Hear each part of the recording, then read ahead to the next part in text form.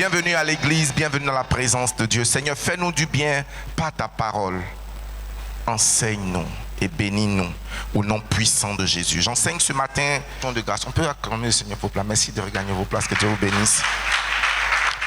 La louange et l'action de grâce, clé de l'accomplissement des prophéties. Chaque prophétie est une sémence divine envoyée dans le temps.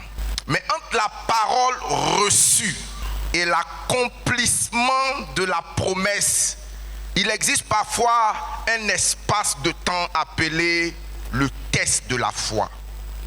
Et c'est durant ce temps-là qui peut être rempli de défis, de contradictions, de preuves. C'est là que beaucoup se découragent et abandonnent. Quand nous lisons la parole de Dieu, on a souvent constaté que ceux qui étaient porteurs de grandes promesses, après que Dieu leur ait fait la promesse, ont vu et ont fait face à des épreuves.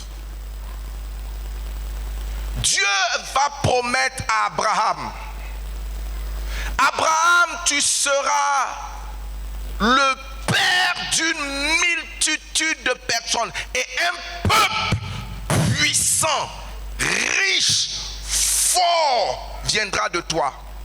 Bien-aimé, même si tu doutes de la Bible, la véracité de ce peuple sorti d'un homme appelé Abraham, qui se nomme le peuple juif, qui est réellement devenu puissant à la tête de toutes les institutions financières, qui sont puissants dans la technologie, qui sont à la tête de l'intelligence artificielle, qui sont des génies dans tous les domaines, est la preuve que ce qu'il a dit a fini par arriver.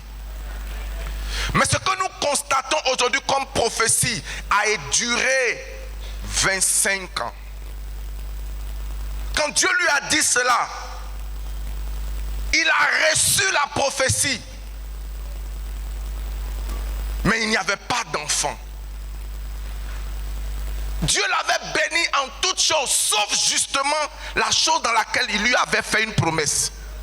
Dieu ne lui a pas fait la promesse que je te rendrai riche. Il lui a fait deux promesses. Je rendrai ton nom grand et ta postérité sera puissante sur la terre. Docteur, j'ai découvert quelque chose. Est-ce qu'on peut lire Romains chapitre 4? Romains chapitre 4. Dis à ton voisin, Dieu te fait du bien. J'ai pas entendu ton amen. Romains chapitre 4. Commençons à partir du verset 17 jusqu'au verset 20. On va découvrir quelque chose. Romains chapitre 4 à partir du verset. Je lis la parole de Dieu. Dieu parle, il dit: je t'ai établi père d'un grand nombre de nations. Il est notre père devant celui auquel il a cru. Dieu qui donne la vie aux morts et qui appelle les choses qui ne sont point comme si elles étaient. C'est sa signature. Il appelle les choses avant qu'elles n'apparaissent. Maintenant il parle de Abraham. La Bible dit espérant contre toute espérance. En d'autres mots, espérant quand il n'y a même pas de raison d'espérer. Il crut malgré qu'il n'y avait plus d'évidence. Il n'y avait plus d'évidence. Il crut en sorte qu'il devint père d'un grand nombre de nations, selon ce qui lui avait été dit. Telle sera ta postérité. Elle ne sera pas seulement nombreuse, mais elle sera puissante. Elle possédera la porte de ses ennemis. Verset 19. Regardez. Parlant d'Abraham, la Bible dit: et sans faiblir dans la foi, il ne considéra point que son corps était déjà usé et qu'il avait près de 100 ans et que Sarah n'était plus en âge d'avoir. Docteur, ce texte nous enseigne que la proposition d'Agar n'est pas venue de lui. Parce que lui, il continuait de croire, mais il ne voulait pas frustrer sa femme, qui elle aussi a entendu la prophétie parce que son mari a partagé. Donc elle est venue aider la prophétie de son mari pour lui dire: chérie, c'est vrai, Dieu t'a parlé, mais l'évidence là dit autre chose. J'ai 90 ans. Tu en as 100. Et selon nos coutumes, ma servante, c'est peut aussi ta femme. De toute façon, Jacob a eu des enfants avec ses servantes, sans que Dieu ne juge cela comme un péché. Donc elle lui fait une proposition. C'est une femme qui a une c'est-à-dire, comme l'homme reçoit la vision, la femme est dans l'accomplissement. Donc, maman Sarah s'assoit pour dire comment la vision de mon mari va se réaliser. Comment la promesse que Dieu a donnée à mon mari va se réaliser. Et malheureusement pour elle, elle commence à écouter les évidences. 100 ans, 90 ans. Peut-être que mon mari, ce que tu as entendu de Dieu là, c'est vrai. Mais peut-être que l'accomplissement là, tu n'as pas bien vu. Mais la Bible dit que Abraham, espérant contre toute espérance, son espoir n'était pas dans Agar, dans Léonie, dans... Donnez-moi un nom de femme. Hein? De qui? De Olga, de Karine. Son espoir était sur Sarah. Son espoir était sur qui? La Bible dit espérant contre toute espérance. Écoute-moi, mon fils, il y a des prophéties qui ne doivent s'accomplir que quand vous êtes en accord. Ça veut dire que la foi d'Abraham plus l'incrédulité de Sarah ne pouvait pas donner un enfant. Il fallait que Sarah rejoigne Abraham dans la foi. Il y a des projets que ma seule foi ne peut pas accomplir. De la même manière qu'on ne va pas à la mairie pour qu'un seul oui valide un mariage. Dans un mariage, il faut le oui de l'homme et puis le oui de qui? C'est ce qui valide le mariage. Et il y a des paroles, il y a des prophéties dans votre vie qui ne vont se réaliser que lorsque elles trouvent une personne qui épouse votre vision de la même manière. J'ai pas entendu ton amen. Donc la Bible dit que, continuons le texte, et sans faiblir, où ça? Dans la foi, par incrédulité, il ne considéra point que son corps était déjà usé, puisqu'il avait près de 100 ans, et que Sarah n'était plus en âge d'avoir des enfants. Voilà le texte qui m'intéresse, qui va suivre maintenant, le verset 20. La Bible dit, il ne douta. Donc, docteur, il est possible que quelqu'un fasse quelque chose qui semble être contraire, mais ça ne remet pas en cause sa foi. Donc, ce que Abraham a fait, ce n'était pas par doute ou par incrédulité. Il ne douta point par incrédulité au sujet de la promesse. Et quelle était la promesse? Tu auras une postérité, ton nom sera grand et tu auras des enfants par Sarah, ton épouse. Mais voilà le texte qui m'intéresse, que je continue de dire. Il ne douta point par incrédulité au sujet de la promesse de Dieu, donc au sujet de la prophétie, au sujet de la parole de Dieu, mais il fut fortifié par... Et comment cela a été prouvé? Il continua de donner gloire à Dieu. 25 ans d'attente, 25 ans qu'il attendait la promesse, il ne refusa d'écouter les évidences contraires autour de lui. J'aimerais te dire que l'action de grâce et la louange se focalisent sur la promesse et non sur ce qui se passe dans ta vie. Elle se focalise sur l'efficacité de ce qui est écrit et non de ce qui se passe. Je vais dire à quelqu'un, ne laisse pas ta situation avaler ce que Dieu a dit te concernant. Ne te laisse pas emporter par tes émotions au point de mépriser l'efficacité de la parole de Dieu. La Bible dit en Psaume 138, verset 2, studio. Psaume 138, le verset 2. Oh, dans un autre texte, si vous pouvez trouver un autre texte, mettez le texte en anglais, je traduis. Parce que ici, on va lire ce qui est écrit. Il dit, je me prosterne dans ton saint temple. Non, come back to French. Revenons en français. Il dit, je me prosterne dans ton saint temple et je célèbre ton nom à cause de ta bonté, ta fidélité. Virgule, Ce qui m'intéresse, il dit car ta renommée s'est accrue par l'accomplissement de tes promesses. Si vous prenez la Bible en version Darby, elle dit totalement une autre chose, que je vais vous traduire en anglais. Mettez le texte en anglais. I will worship towards thy holy temple and praise thy name for thy loving kindness and for thy truth. For thou shalt magnify thy word above your name. Il dit, tu as élevé ta parole au-dessus de ton nom. Ça veut dire que Dieu a mis ce qu'il a dit au-dessus de son nom. On peut prier en invoquant le nom du Seigneur, mais quand on engage ce que Dieu a dit, on engage l'intégrité de Dieu. La Bible dit Dieu n'est pas un homme pour mentir, ni le fils de l'homme pour se repentir. Ce qu'il dit, il le fera. Donc ce que Dieu t'a dit, il est engagé à l'accomplir. Ne laisse pas tes souffrances d'aujourd'hui avaler la promesse que Dieu a pour toi. Focalise-toi sur la parole éternelle et permanente de Dieu et non sur ta situation temporaire. Aide-moi à dire à quelqu'un, ce que tu traverses est temporaire. Non, je ne t'ai pas entendu. Ésaïe 54. Non, Ésaïe 56, le verset 4. Ésaïe 54. Ésaïe 56, le verset 4. Car ainsi parle l'Éternel.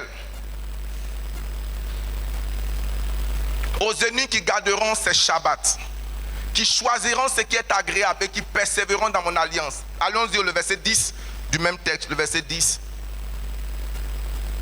Ces gardiens sont tous aveugles, sans intelligence. Ils sont tous comme des chiens et incapables d'avoir. Ils sont des rêveries qui tiennent couchés. Ils aiment sommeiller. Ésaïe 55, verset 10 à 11. 55. Il dit, comme la pluie et la neige descendent des cieux, et n'y retourne pas sans avoir arrosé, fécondé la terre et fait germer les plantes, sans avoir donné de la sémence au semeur. J'ouvre une parenthèse de quelque chose qui vient dans mon esprit. Souvent, beaucoup de prophéties tardent dans la vie de plusieurs couples parce que soit la femme croit mais l'homme est en retard, ou l'homme croit la femme est en retard. Parce que la Bible nous enseigne la prière d'accord. Il dit si deux personnes font comment? S'accordent. Fallait. C'est quand tu t'es mis en accord que tu devais aller en Angleterre là, que Dieu a ouvert les portes. Parce qu'avant, ton mari voulait là-bas, toi tu voulais ici. Donc vous étiez en désaccord. Donc pendant que lui priait pour que sa femme monte, la femme priait pour que le mari revienne.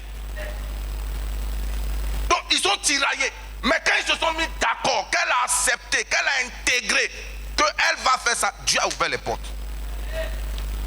Souvent la personne à laquelle tu pries, est-ce que vous êtes en accord? Est-ce que vous désirez la même chose? Est-ce que la personne veut exactement ce que tu veux? Abraham croyait, il confessait, il déclarait. Je suis convaincu, à cause des événements, parce que lorsque Sarah a reçu les envoyés de Dieu, et que les envoyés de Dieu lui ont dit l'année prochaine tu auras, elle a commencé à rire. Donc elle n'a pas ri seulement en secret, il y a longtemps elle rit. Quand elle se retrouve seule dans la cuisine, elle rit de son mari. Le vieux là même, il pense que quoi même? Parce que les femmes sont souvent raisonnables dans certaines choses, mais illogiques dans d'autres choses. Mais l'homme continuait de croire. Est-ce que quelqu'un est avec moi? 1 Thessaloniciens 5, le verset 18. Rendez grâce en toutes choses, car c'est à votre égard la volonté de Dieu. J'aimerais rapidement vous donner la nature des prophéties. Je vais être bref dans mon enseignement et nous allons célébrer Dieu. Qui est prêt à célébrer Dieu ce matin? Premièrement, chaque parole ou chaque prophétie est une parole éternelle introduite dans le temps. Isaïe 40, le verset 8 dit: l'herbe sèche, la fleur tombe, mais la parole de Dieu subsiste éternellement. Bien aimé, les situations passent, les temps changent, les hommes changent, mais la parole de Dieu demeure. Elle porte en elle-même la puissance de son accomplissement. Ce que Dieu dit est plus réel que ce que tu vois. Je dis ce que Dieu dit est plus réel que les évidences que tes yeux peuvent voir.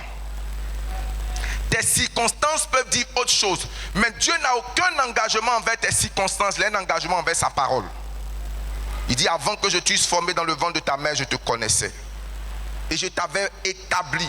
J'avais un programme, j'avais un plan, j'avais une vision pour toi. Et même si toi tu changes, moi Dieu, je ne change pas.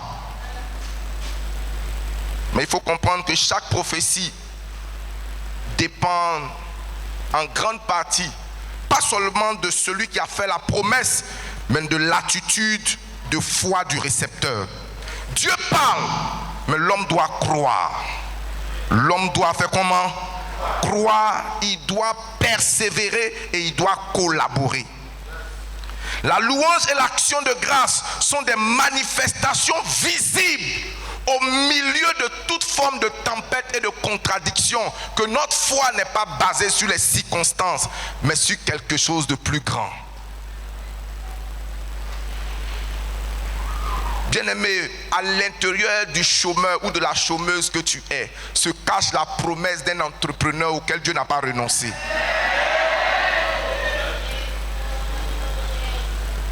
Au milieu de l'âge avancé, et malgré le nombre de divorces au plateau et à Yopougon, cela ne doit pas te décourager sur la promesse que Dieu a faite concernant ton mariage. Ton mariage sera heureux, il sera glorieux, il sera bénissant. Il ne va pas ressembler à celui de ton oncle. Il dit, il ne va pas ressembler à celui de ton cousin. Quelqu'un a dit, c'est lorsque tu rencontres certaines personnes que tu comprends pourquoi ça n'a pas marché. Je prie que Dieu t'ouvre les yeux au nom de Jésus. Oh, j'ai pas entendu ton amen. Va déposer ce dossier, ça va s'ouvrir. Va déposer. Même si on t'a refusé le visa 19 fois, la 20e fois ça va marcher. Ne change pas ta direction à cause des circonstances. C'est l'erreur de maman Sarah. On peut atteindre l'objectif. Changeons de direction juste. Dis, reste focalisé.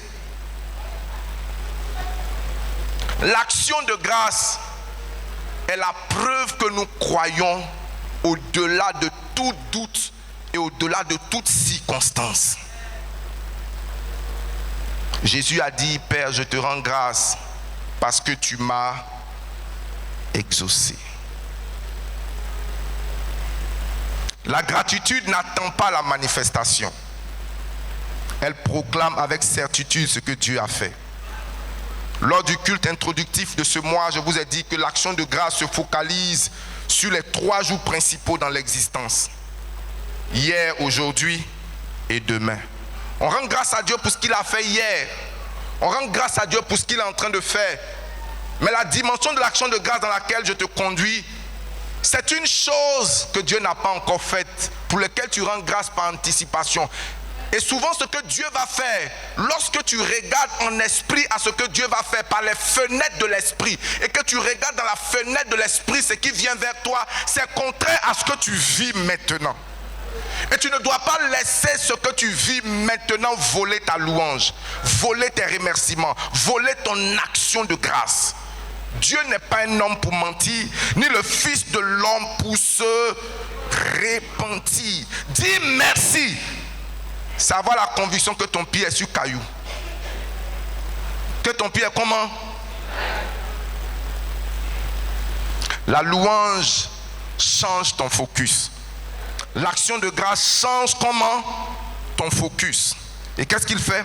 Elle te fait regarder à Dieu plutôt qu'à ta douleur. Elle te fait regarder à la bonté de Dieu plutôt qu'à tes plaintes. Habakkuk chapitre 3, le verset 17 à 18. Voici Habakkuk qui loue malgré les temps contraires. Il dit, car le figuier ne fleurira pas, la vigne ne produira rien, le fruit de l'olivier manquera. M'en va, je suis très content de te voir. Cette semaine, je devais t'appeler. Ton image était très forte dans mon esprit cette semaine. Que Dieu te bénisse. Amen. Car le figuier ne fleurira pas, la vigne ne produira rien. Comment on peut rendre grâce quand rien autour de nous? Business, rien. Travail, rien. Maison, rien. Les champs ne donnent rien, la nourriture, les brebis disparaissent. Mais il dit malgré cela. Allons au verset 18. Toutefois, je veux me réjouir en l'Éternel. Je veux me réjouir dans le Dieu de mon salut. Pourquoi? Parce que la louange accélère l'accomplissement des prophéties. Continuant de rendre grâce à Dieu, je suis convaincu que le temps de Ismaël, de la proposition, ça atténue un peu sa louange et son action de grâce. Et après, il a repris. Il dit, il y a quelque chose que j'ai arrêté. Je refuse de m'arrêter. Docteur, pourquoi est-ce que je crois qu'il a continué de rendre grâce à Dieu? S'il avait arrêté de rendre grâce à Dieu, Ismaël serait l'enfant qu'il avait eu. Ismaël serait resté son seul enfant. C'est parce qu'il a pris le relais, il a continué de rendre grâce que Isaac est arrivé. Bien-aimé, tu peux avoir une proposition de choses, mais qui n'est pas exactement ce que Dieu t'a promis. Il ne faut pas manager avec ça. Il ne faut pas te contenter de ça. Il ne faut pas dire, bon, c'est pas grave, je voulais ça, mais c'est ça là qui est venu. Ah, bon, à défaut de ce qu'on veut, on se contente de ce qu'on a. Non, Seigneur, je ne me contente pas de ce que j'ai. Je me contente de ce que tu as promis. Et Seigneur, tu nous as promis que tu vas restaurer la nation.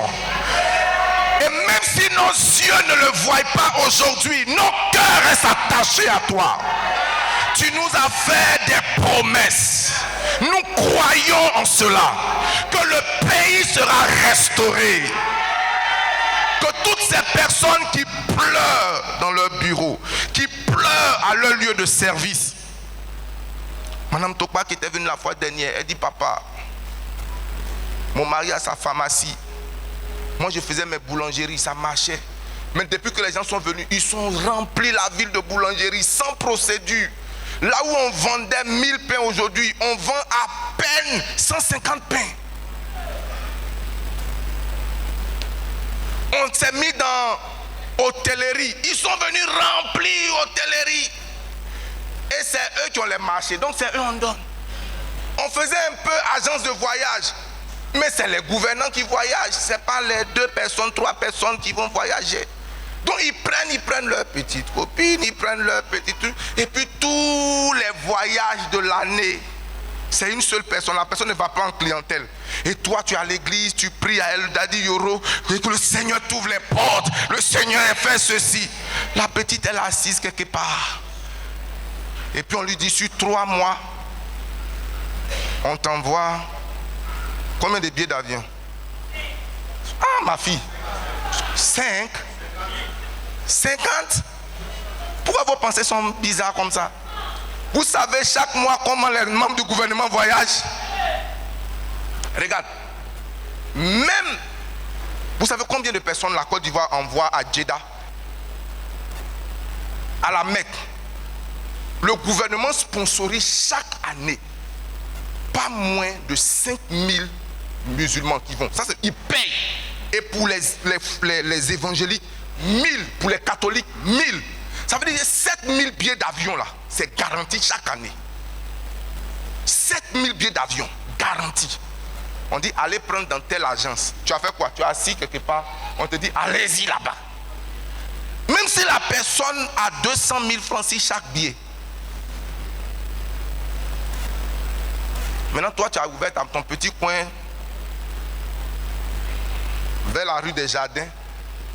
Et puis, tu es en train de lutter. Dadi Yoro, tu n'as pas quelqu'un là-bas qui a envie de voyager. Tu n'as pas quelqu'un. Tu es en train de lutter. J'ai dit, je proclame que Dieu restaure. Ce n'est pas parce que tu ne fais pas d'effort. C'est que le système est tel que si tu ne te compromets pas, tu ne vas pas prospérer.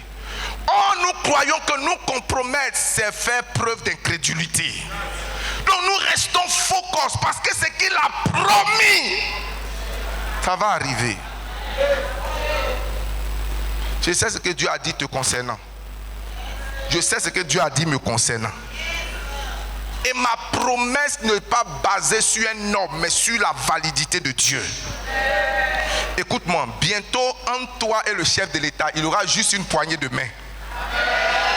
Ça dit la poignée de main de sa secrétaire. C'est-à-dire qu'il aura une seule poignée de main. J'ai lu un livre il y a quelques années qui dit que il y a 6 poignées de main en toute personne que vous voulez toucher dans la vie, y compris le président des États-Unis. Cela veut dire que il y a des personnes clés, 6 poignées de main. Vous saluez telle personne qui vous prend la main, qui vous introduit là, l'autre vous prend la main, il vous emmène, et l'autre vous prend la main. Donc il montre la puissance et l'efficacité des relations clés. Écoute mon bien-aimé. Souvent Dieu te donne une promesse. Et quand tu arrives au travail 2 jours après, c'est une lettre de renvoi qui t'attend. Et normalement, ton cœur est déçu et abattu. Je veux te dire une chose. Ce cœur abattu, c'est juste les émotions qui écoutent les circonstances. Mais si tu écoutes la voix de ton esprit, la voix de ton esprit est en train de te dire, dans cette chose, il y a quelqu'un qui voulait tirer gloire. Et je suis en train d'enlever la gloire entre ses mains pour que ce qui t'arrive ne dépende pas d'un homme, mais dépende de ma gloire à moi. Louer Dieu, c'est déclarer que Dieu ne peut pas ne pas accomplir ce qu'il a promis. Heureux, Jean chapitre 20, verset 29. Jean chapitre 20, verset 29. Touche ton voisin, dis-lui je crois. Dis-le avec conviction. Je crois donc je loue. Je crois donc je chante. Je crois donc je célèbre. Jean chapitre 20, verset 29. Est-ce qu'on peut lire tous ensemble pendant que le studio nous affiche? En plus de mon écran. Parce que tu m'as vu, tu as cru. Non, ne rends pas grâce parce que tu as vu. Il dit heureux ceux qui n'ont pas vu, mais qui ont fait comment? Qui ont cru. Et quelle est la preuve qu'ils ont cru? La louange et l'action de grâce. Comment la louange et l'action de grâce accélèrent l'accomplissement des prophéties? Comment ça se fait? Premièrement, elle crée une atmosphère propice à la présence de Dieu. Elle crée une atmosphère propice à la promesse de Dieu. Psaume 22, verset 4 dit, Dieu habite dans la louange de son peuple. Là où Dieu habite, sa parole s'accomplit. La louange attire le ciel. La louange attire la présence de Dieu. La louange implique Dieu dans ce que nous faisons. Quand tu loues Dieu, tu invites la prophétie à s'activer. Je vous l'ai dit, une prophétie peut être accélérée. Jésus a dit à Marie, lorsque les disciples sont venus lui dire que, tu vois la maman qui est assise là-bas là, elle nous a dit que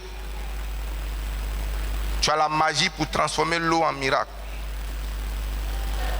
Et il va se retourner pour dire, femme, qu'y a-t-il entre toi et moi? Et il va préciser, mon temps n'est pas encore arrivé.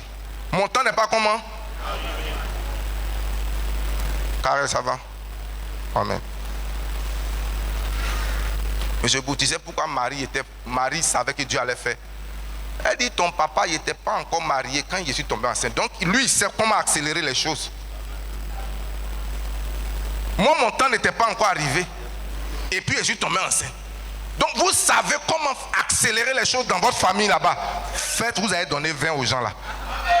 Pourquoi c'est à mon temps que tu sors que ton temps n'est pas arrivé? Moi aussi mon temps n'était pas arrivé.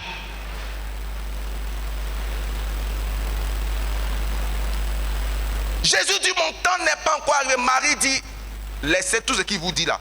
Ce qu'il va vous dire, faites-le. Je vois Dieu accélérer son plan dans ta vie. Oh, j'ai pas entendu ton amen.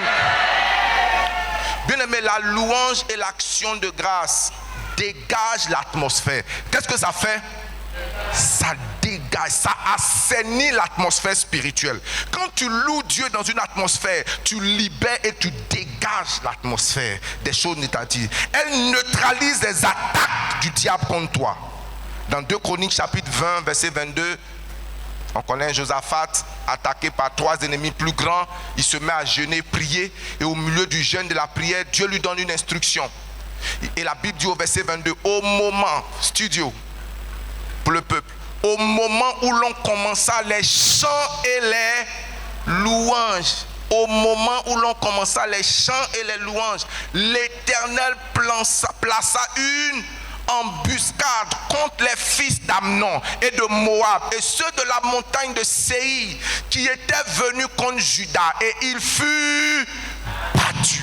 Ta louange provoque Dieu dans ton affaire. Elle neutralise les attaques. Elle maintient le cœur de Dieu obligé. Qu'est-ce que la louange fait? Elle maintient le cœur de Dieu obligé. Quatrièmement, elle aligne ton cœur sur la parole de Dieu. Qu'est-ce qu'elle fait? Quand tu remercies Dieu, tu déclares quelque chose que j'ai écrit ici. Seigneur, ce que tu as dit est plus vrai que ce que je ressens. Chaque fois que tu remercies Dieu, tu es en train de lui dire, ce que tu as dit est plus vrai que ce que je ressens. Ce que je ressens est temporaire, mais ta parole est éternelle. Ma maladie est temporaire, mon chômage est temporaire, mon célibat est temporaire, mon refus de voyage est temporaire, mon rabaissement, mon humiliation est temporaire. Ce qui est permanent, c'est ta parole. Et je te loue en m'alignant sur ce que tu as dit. Paul et Silas, Actes chapitre 16, verset 15. Ça, c'est des textes tellement classiques.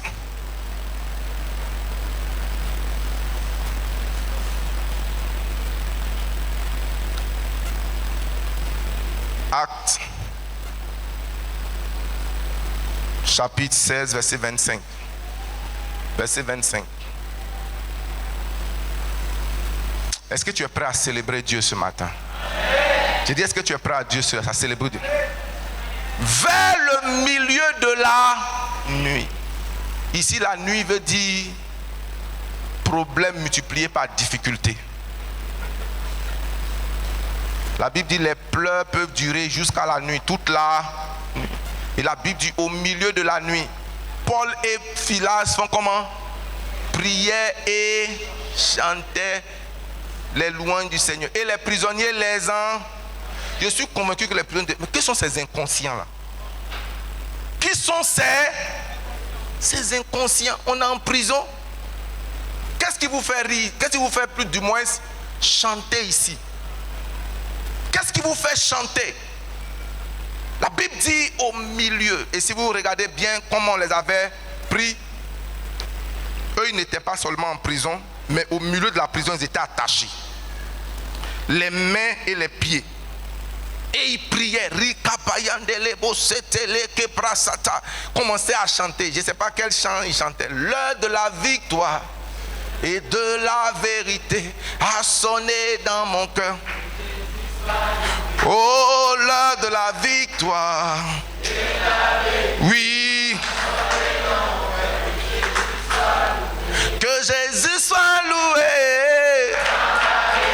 Que Jésus soit loué. En vérité. Ma voix commence à devenir quelque chose. Hein. Est-ce que vous constatez ça? C'est maintenant la danse qui va s'ajouter. Oh. Non, 2006, ça sera une autre dimension. Ça dit que les chants des phrases qui étaient sortis. Oh my God. Il m'a restauré, il m'a donné la victoire. Je suis reconnaissant. Venez maintenant, vous allez chanter. Nous servons un Dieu qui ne condamne.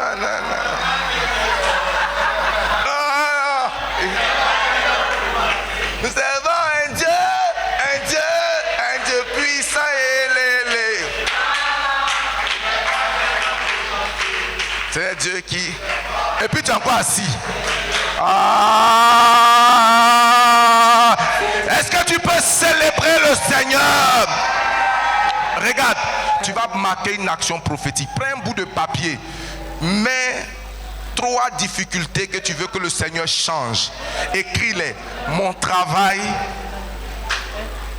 mes finances, ma santé. Écris-les. Et garde-les dans ta poche. Écris-les. Prends un bout de papier. Écris. Déchire le bout de papier. C'est Dieu. Oh, dans ma vie, il est fort. Dans mon foyer. C'est Dieu qui est fort. C'est Dieu qui est fort. Hey, c'est Dieu qui est fort. Hey, c'est Dieu qui est fort. Hey, dans ma famille. Hey, dans mon foyer. Dans mes affaires. Avec ma famille. Dans ma nation. Dans mon église. Dans ma famille. C'est ma famille. Hey, c'est Dieu qui est fort. C'est Dieu qui est fort. Hey, c'est Dieu qui est. C'est Dieu qui est. C'est Dieu qui est. C'est Dieu qui est. C'est Dieu qui est. Est-ce que tu peux célébrer? Célébrer. Célébrer. Aïe, aïe, aïe, aïe, aïe, aïe, aïe, aïe. Danse comme tu n'as jamais dansé. Ah.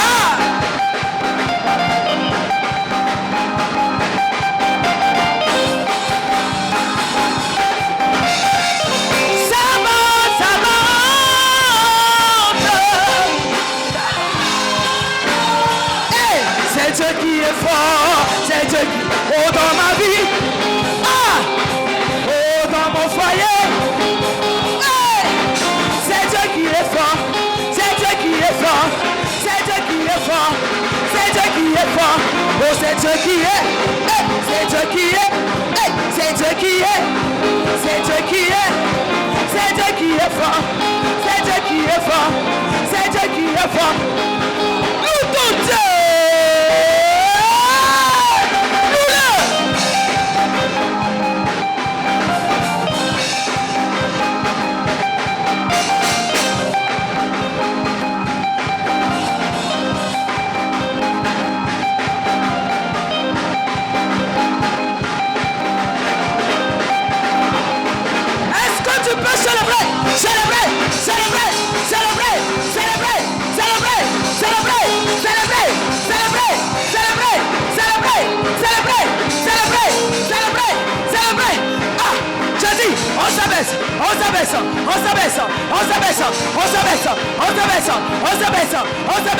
On peut décrire le choix.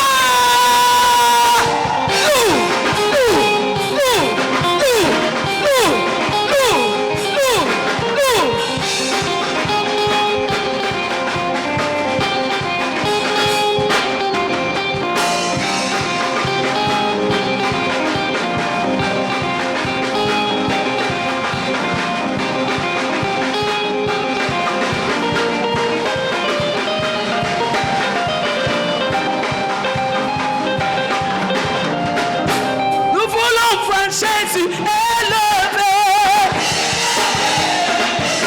Hey, nous voulons voir Jésus élevé.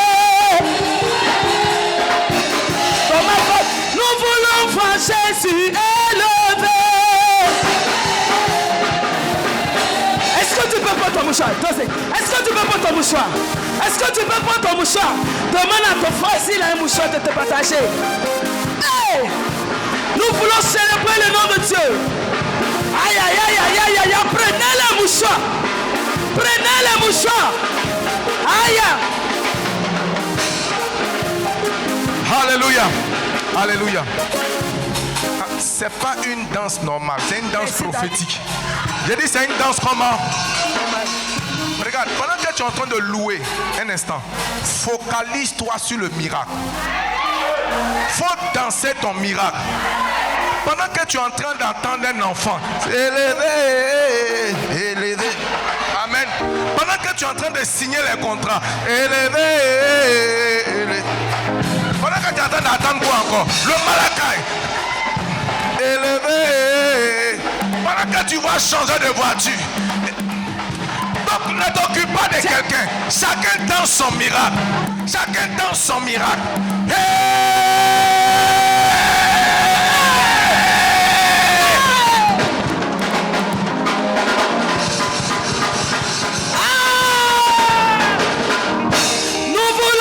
Jésus élevé.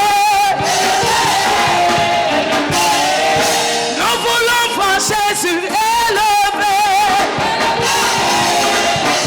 Dans ce pays, nous voulons voir Jésus élevé. Dans ma famille, nous voulons voir Jésus élevé. Élevé, élevé, élevé, élevé.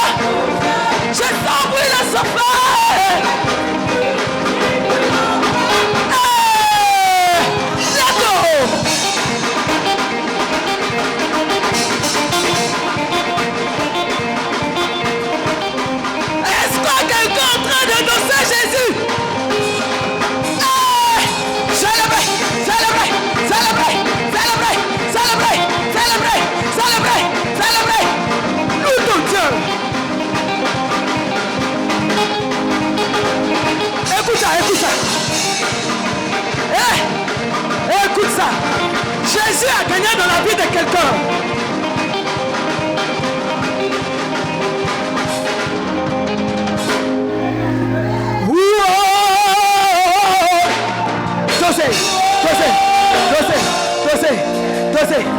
Le où, ça veut dire que tu as tout vécu. Tu as vécu la pauvreté, tu as vécu tout ce soir, tu as vécu tout cet après-midi dans le nom de Jésus. Tu déclares ta victoire maintenant. Alléluia. J'ai dit, dosez. Quand les éléphants ont marqué la finale là, nous tous on sait comment on a crié. J'ai dit aujourd'hui là, tu as gagné sur tout échec, sur toute la maladie, sur toute la pauvreté. Wow!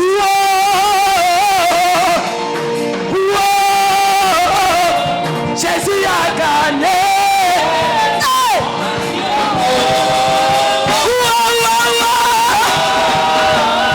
Dis-le. Jésus a gagné.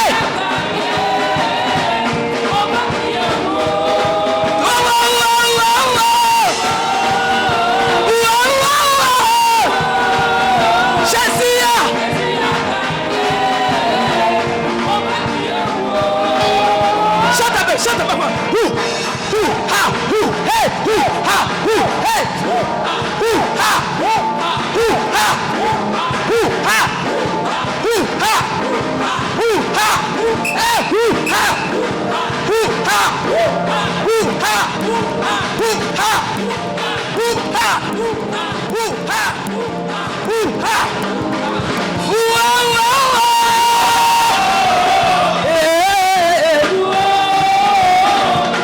Jésus a gagné.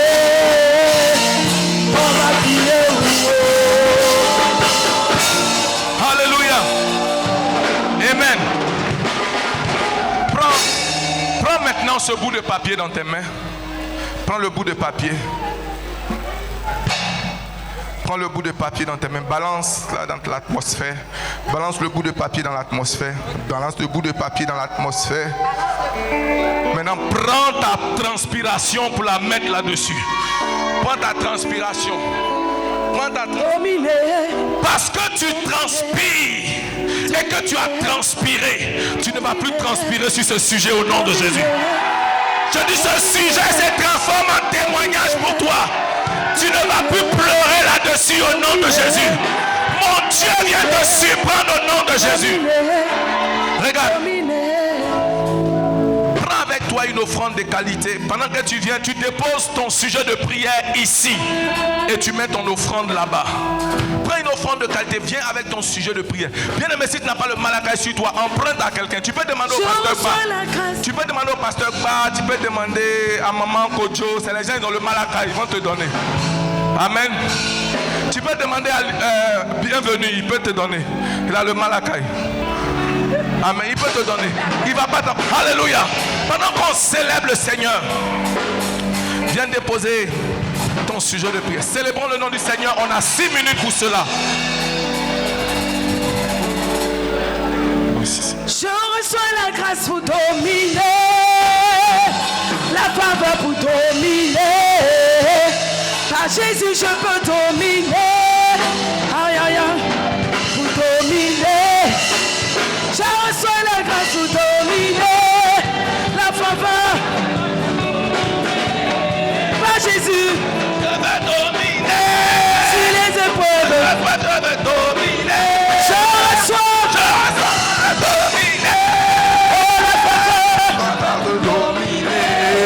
Jésus, je vais dominer. Sur les épreuves.